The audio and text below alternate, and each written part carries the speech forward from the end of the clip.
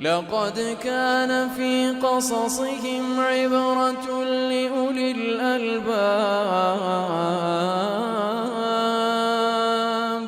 حمد و ستایش بر خداوند یکتا و درود و سلام بر پیامبر مصطفی. اما بعد، السلام علیکم دوستان ارجمند. امروز نیز با داستان پدرمان آدم علیه السلام خواهیم بود. بیایید امروز صحنه دیگری از صحنه‌های آفرینش آدم علیه السلام را ببینیم. گوشه دیگری از داستان آدم علیه السلام که بیانگر چند درس و عبرت است و هم شایسته شنیدن و آموختن است.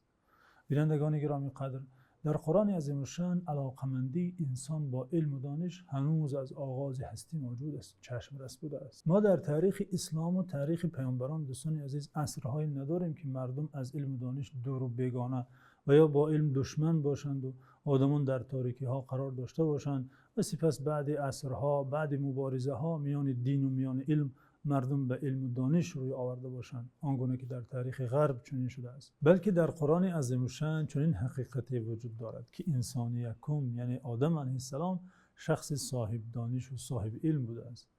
دیروز ما از صحنه سجده نمودن فرشتگان نزد آدم علیه السلام شنیدیم و دیدیم.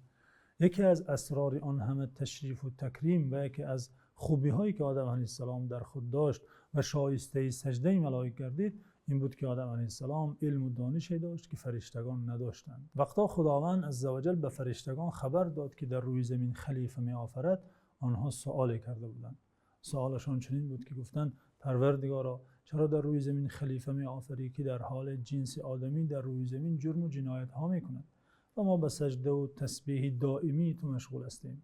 یعنی ملائک با این گفتهشان به فضل و برتری خودشان بر آدمیان اشاره نمودند. وقتا ملائک چنین گفتند، او تعالی خواست فضل و بزرگی آدم علیه السلام را، این موجودی از خاک آفریده شده را، برای آنها نشان دهد. به تعبیر بعض دانشمندان، او تعالی میان آدم علیه السلام و میان فرشتگان مسابقه علمی برپا نمود که در آن آدم علیه السلام دست بالا شد و فضل و بزرگیش بر ملائک اثبات گشت. توصیف این صحنه امتحانگیری خداوند فرشتگان را در سوره بقره چنین آمده است: وعلم آدم الاسماء كلها ثم عرضهم على الملائكه فقال انبئوني باسماء هؤلاء ان كنتم صادقین. و الله متعال نامهای موجودات را به آدم علیه السلام آموخت، یاد داد و سپس آن موجودات را به فرشتگان عرضه کرد و گفت نامهای اینها را بگویید اگر در دعوای خود صادق هستید. امام ابن کثیر در تفسیر این آیت گفته است: هذا مقام ذکر الله تعالی فیه شرف آدم علی الملائکه بما اختصه به من علم اسماء كل شيء دونهم و هذا كان بعد سجودهم له. این واقعه پس از سجده نمودن فرشتگان پیش آدم علیه السلام بود. او تعالی به او علم نامهای موجودات را عطا کرده بود که به فرشتگان این دانش را نداده بود. با اظهار این امتیازی که آدم علیه السلام آن را داشت، خداوند عزوجل برای فرشتگان شرف و بزرگی آدم علیه السلام را نشان داد. امام فخرالدین رازی بزرگ مفسر قرآن در تفسیر این آیت گفته است: هذه الآية دالة على فضل العلم فإنه سبحانه ما أظهر كمال حكمته في خلقه آدم عليه السلام إلا بأن أظهر علمه فلو كان في الإمكان وجود شيء أشرف من العلم لكان من الواجب إظهار فضله بذلك الشيء لا بالعلم. این آیه کریمه بر فضل و شرافت علم و دانش دلالت میکند، میگوید امام فخر رازی، زیرا وقتا خداوند خواست حکمتی آفریدن آدم علیه السلام را برای فرشتگان بیان نماید، علم و دانش داشتن آدم علیه السلام را به آنها نشان داد.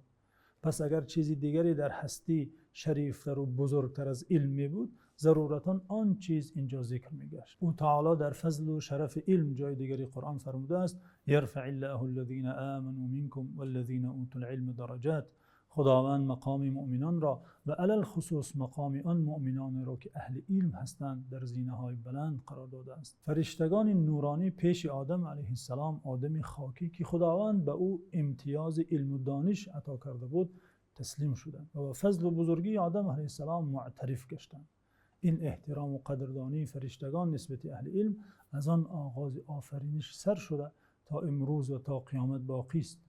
پیامبر صلی الله علیه و سلم در حدیثی که آن را امام ابو داود و امام ترمذی و امام احمد حنبل روایت کرده‌اند: من سلک طریقا یبتغی فیه علما سلک الله به طریقا الی الجنه وإن الملائكة لتضع أجنحتها لطالب العلم وإن العالم لا يستغفر له من في السماوات ومن في الأرض حتى الحيتان في الماء وفضل العالم على العابد كفضل القمر على سائر الكواكب وإن العلماء ورثة الأنبياء لأن الأنبياء لم يورثوا دينارا ولا درهما إنما ورثوا العلم فمن أخذ به أخذ بحظ وافر.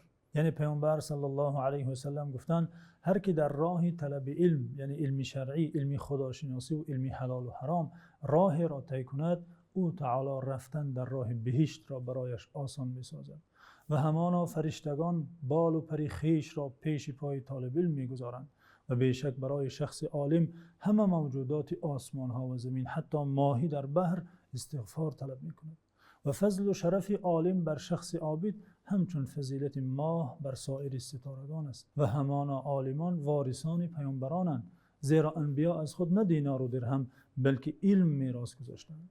پس هر که علم را حاصل نماید همانا نصیبی پره را دریافته است. پیامبر صلی الله علیه و سلم در حدیث صحیح دیگری که آن را امام بخاری و امام مسلم روایت کردند فرمودند: لا حسد الا فی اثنتین، رجل آتاه الله مالا فسلط على هلكته في الحق ورجل آتاه الله الحکمه فهو یقضی بها و یعلمها. یعنی پیامبر صلی الله علیه و سلم گفتند حالت هیچ کسی، وضعیت هیچ کسی بجز دو کس شایسته هوس نمودن نیست.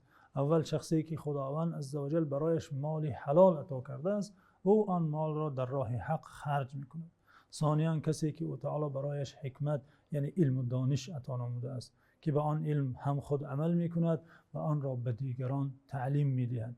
بلکه در حدیث دیگری که آن را امام ابن ماجه روایت کرده است پیامبر صلی الله علیه و سلم طلب علم را به اندازه ضروری فرض حتمی گفتند. فرمودند طلب العلم فریضة علی کل مسلم، طلب و تحصیل علم برای هر شخص مسلمان فرض است. پس هر آدمی باید داند که ابوالبشر، پدری همه انسانیت، پدری همه بشریت، صاحب علم و دانش بوده است. پس فرزند صالح نکوکار نباید در راه به دست آوردن میراث پدری نخستین خود، یعنی در راه فرا گرفتن علم و دانش، کوتاهی نماید، بلکه باید بخواند و باید بداند، زیرا دانستن این صفتی بود که او تعالی امتیاز موجود خاکی آدم علیه السلام را نزد ملائک با همین صفت اظهار کرد و با این امتیاز پدرمان آدم علیه السلام در آن امتحان پیش ملائک دست بالا گشت. و چون خداوند به فرشتگان گفت انبئونی باسماء هؤلاء ان کنتم صادقین، یعنی نامهای موجودات را ای ملائک آنگونه که آدم گفت بگویید اگر در دعوای خود صادقید.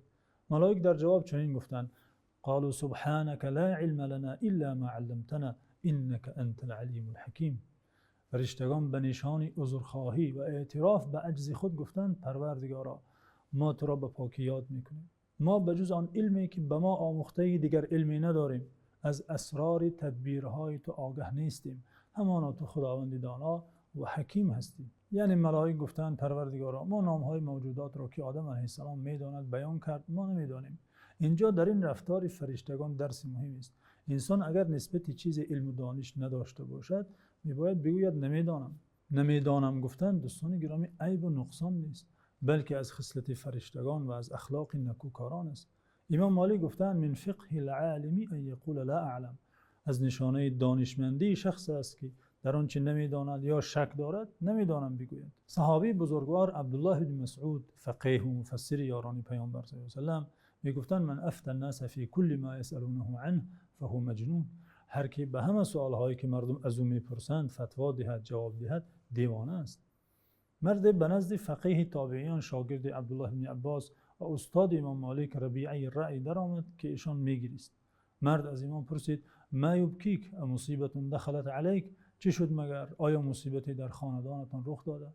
امام در جواب مرد گفت لا ولكن استفتی من لا علم له و ظهر فی الاسلام امر عظیم ولبعض من یفتی ها هنا احق بالسجن من السراق. گفتن نه در خانه هم مصیبتی رخ نداده، ولی چنین پدیده زشت، چنین پدیده نامطلوب ظهور کرده است که مردم از کسانی فتوا پرسیده ایستادند که آنها علم ندارند و اکنون در اسلام این امری پرخطر ظهور نموده است. گفتن همانا بعضی کسانی که امروزها فتوا میدهند از دزدان دیده به زندان شدن سزاوارترند. چه تخمین میزنید دوستان گرامی؟ اگر این تابعی بزرگوار، این امام نامور زمانی ما را میدید چگونه تأسف میخورد و درباره مفتی نماهای این عصر چی میگفت و برای دین و شریعت چه حسرت ها میخورد؟